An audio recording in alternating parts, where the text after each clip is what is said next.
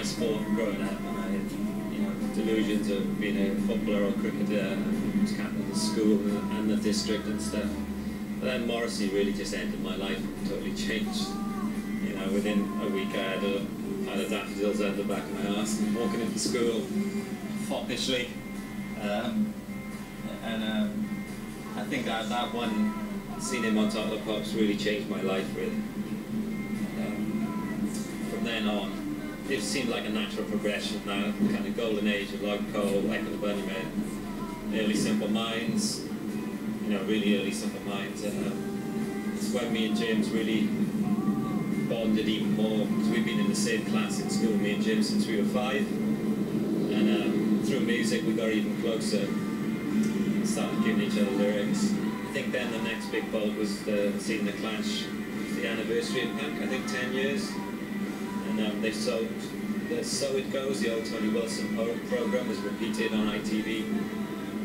We saw the Clash doing Garage Land, I think when we were about 15, 16, and it just felt like that's the band we could be. There was 4 of them, you know, there was a tall bass player, and James was Joe Strummer-esque. We had the same guitars, just bad copies of them.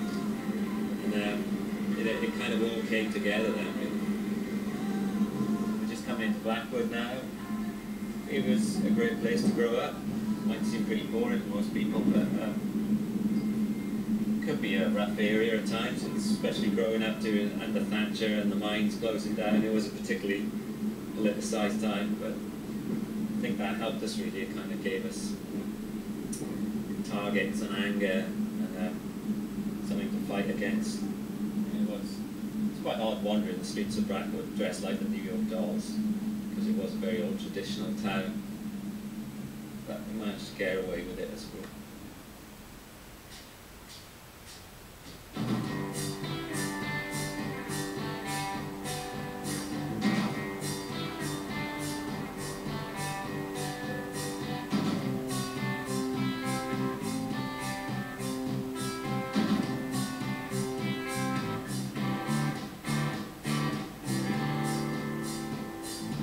Do not listen to what I sing, just listen to what I can keep silence.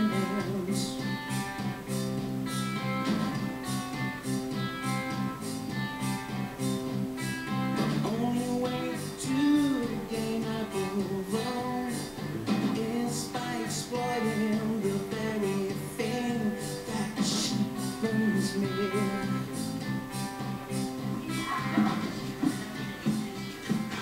Used to be my little bedroom. Me and James used to practice in here, doing little bits and bobs. All my early songs and all my very early band poetry was written in here. I still feel comfortable when I turn up, to be honest. It always feels like a giant comfort blanket. Something really nice about it. Close my eyes. And this is yesterday.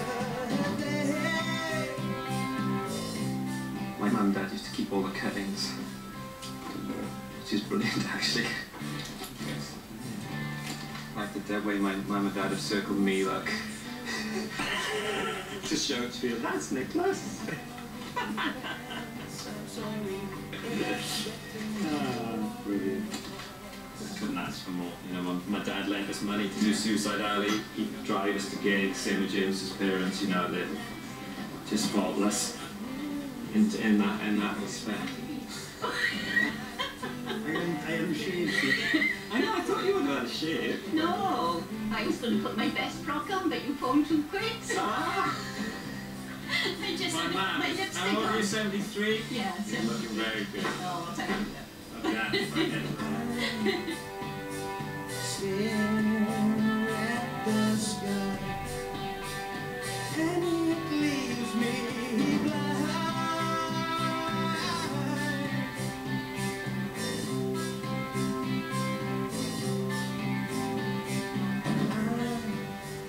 Entering my dad's shirt.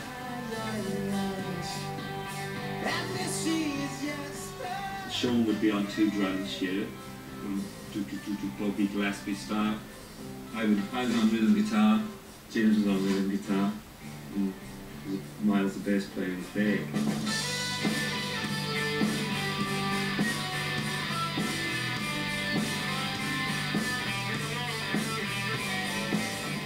It all came together when Richie joined the band.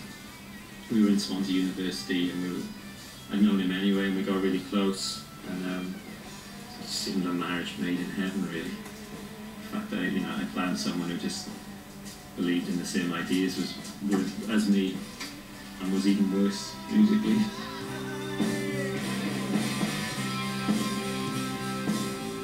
We still make great records, and probably we've made some of our best records as a three-piece, but, you know, on stage there's always that kind of gap. It's never been filled. You never feel that perfect symmetry we had when they all sort of gelled together. I think it was in Mandela Hall in Swansea Uni the first time we played together with Richie. I think he just came on for one song, Sorry 16. But such is life, I guess.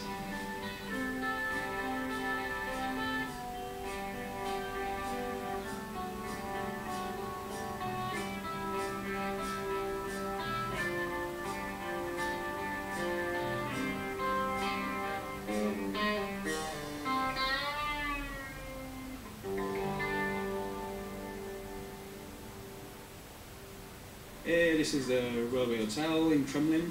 This is around about, I don't know, about 2-3 miles away from Blackburn and Pontefract. This is where we played our first gig.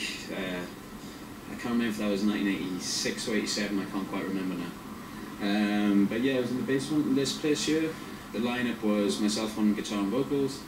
Nick was on, I think Nick was on rhythm guitar. There's a guy called Flicker playing bass then, and Sean was on 2 drums. I'm trying to remember the songs we played, but I think we played Just Like Honey by Jesus and Mary Chain, Teenage Kicks by the Undertones, Go to the Queen by the Sex Pistols, and then we played a couple of our own songs. One of them was called Love in a Makeup Bag, and the other one was called Antisocial. And I think the set lasted for about 30 minutes. And then they all went badly wrong at the end, just like this is just about to go badly wrong. And yeah, everybody started smashing glasses after. So there's some kind of weird Polish wedding vibe at the end, but there you go. Thank God it's still standing, because everything else is knocked down from memory. Just remember quite a lot of people being there. I think most people preferred the headline act, Funeral in Berlin, who were a really good band actually. I remember being very, very, very, very, very scared, and that feeling hasn't changed. Whether you're playing the Railway Hotel or whether you're playing Wolverhampton Civic Hall or Millennium Stadium, it's always the same feeling, just fear.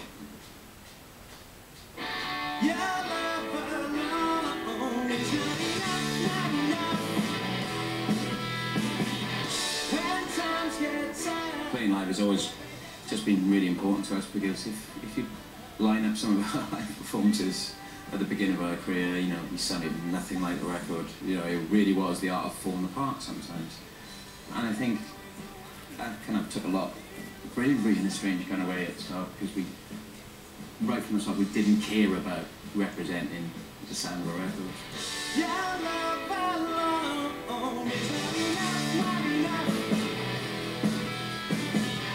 It's what you felt, it's what you said.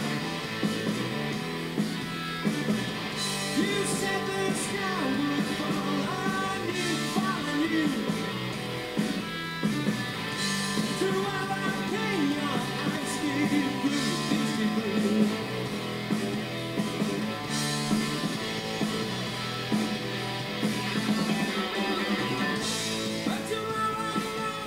As we get older, or as other artists get older, people do obsess about when you're going to call it a day, and I understand that, but mostly all of our creative moments have just kind of come out of the blue. You haven't expected them, you can just feel it like some kind of runaway train coming towards you, and suddenly you're up and running, and you're following a different direction. So it's just hard to try and foretell when that experience is going to stop. You stole the sun, stick on my heart. You know, one of the great things of being in the band the last 4 years, from Send Away the Tigers onwards, is all of a sudden we've just playing to thousands of people in Hong Kong or Croatia or Latvia, the world seemed to open up in a different way for us. There's just too many places now where we've had just brilliant experiences. Large gigs are always nerve-wracking. I think you only ever really get the enjoyment out of them if it's gone really well and you walk off stage. Because there's so many people you know, so many family members there. So much to organise and worry about and guest lists and stuff. Not that I've got many friends, but you know that can have family. You know that can have so many people going to come backstage after and steal all your sound gigs.